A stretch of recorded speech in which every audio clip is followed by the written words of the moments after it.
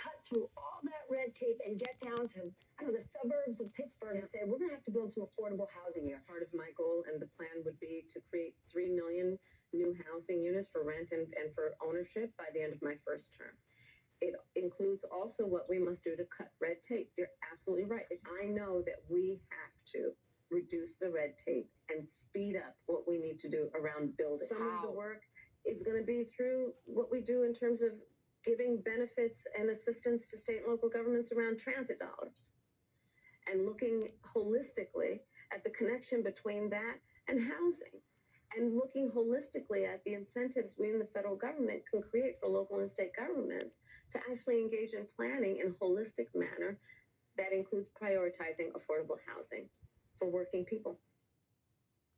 Obviously, she knows nothing about her quote plan. And I thought, it's a good question by Stephanie Ruhle. That is a problem with the red tape and all that. You know what? I went back. Kamala Harris had given remarks earlier in the day about her big economic plan. It's from that. It was Kamala Harris who raised the red tape problem. Oh, listen, this is her earlier that same day. Listen. We will cut the red tape that stops homes from being built. As president, if things are not moving quickly, I will demand to know why, and I will act. I will work with Congress, workers and businesses, cities and states, community groups and local leaders to reform permitting, to cut red tape, and get things moving faster. There she is, red tape. She raised it. Stephanie Ruhle was basically saying, you said red tape. How? She said nothing. Nothing. Megan, I have to be honest, I have a sixth sense of humor.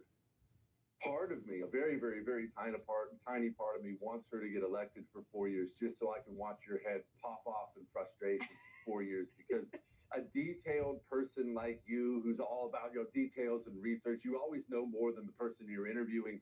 It's going to drive you insane. You're going to lose your mind. And 4 years of watching this person. Well, no, I can tell. It's wonderful. I think it's hilarious. I should know. But it's just, she doesn't know. Let me explain it this way.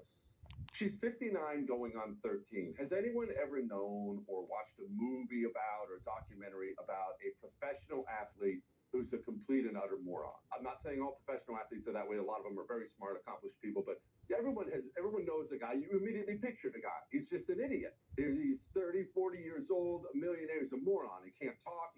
Well, why is he that way? Because he never had to learn anything in his entire life. Whatever his upbringing was, sports programs, always a superstar, got through college, and soon you can find yourself as an adult male and you can't write out a sentence. You can't speak in any complete form. You sound like an idiot. That's Kamala Harris in a more extreme form. She's 59 going on 13. She doesn't know anything about anything. It's not that she doesn't know anything about housing, Megan, or red tape or the border, but she doesn't know anything about anything because she's never had to know anything about anything.